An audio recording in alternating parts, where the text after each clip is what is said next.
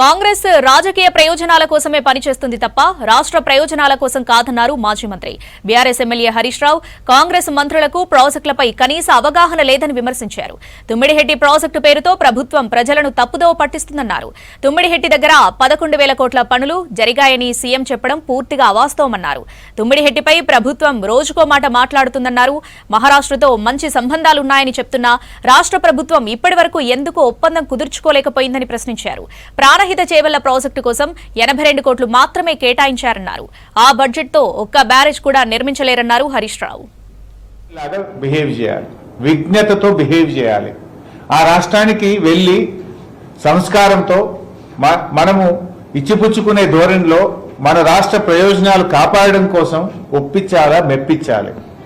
కానీ రేవంత్ రెడ్డి తీరెట్టుందంటే రెచ్చగొట్టే తీరున్నది. నిజంగా నువ్వు కిషన్ రెడ్డికి బహిరంగ లేఖ రాస్తే మహారాష్ట్ర అగ్రిమెంట్ అవుతుందా? Is it the way of getting the things done? నువ్వేం చేయాలి? మర్యాదపూర్వకంగా పోయి కలవాలి. కేసీఆర్ గారు దోలిస్తే నేను మహారాష్ట్రకు వెళ్ళి మహారాష్ట్రలోని మినిస్టర్ గారిని, ముఖ్యమంత్రి గారిని కలిసి మాట్లాడినాం. ఒక్క నెల లోపల మేము పోయినాం. మీరు 2.5 ఏళ్ళైంది, ఇంతవరకు పోయింది లేదు.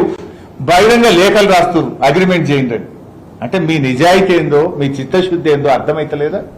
అసలు అక్కడ వైల్డ్ లైఫ్ ఫారెస్ట్ ఉంది, ఎకో సెన్సిటివ్ జోన్ ఉంది. అక్కడ మహారాష్ట్ర భూభాగం ముంపు గురవడమే కాదు, ఎకో సెన్సిటివ్ జోన్ ఉంది. అక్కడ పైకి పోతే వైల్డ్ లైఫ్, కిందికి వస్తే ఎకో సెన్సిటివ్ జోన్.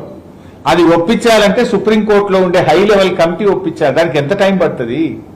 కేవలం రాజకీయాల కోసం మీరు పనిచేస్తున్నారు తప్ప రాష్ట్ర ప్రయోజనాల కోసం చిత్తశుద్ధితో పనిచేసే వాళ్ళు చేసే వ్యవహారమే కాదు. 2025-26లో ప్రాణహిత సేవలకు పెట్టిన బడ్జెట్ 30 కోట్లు.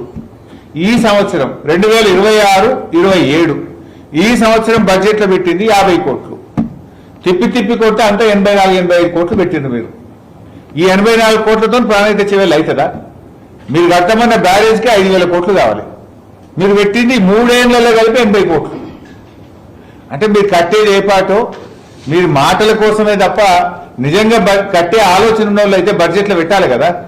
ఈ సంవత్సరం కూడా పెట్టింది కేవలం 50 కోట్లు.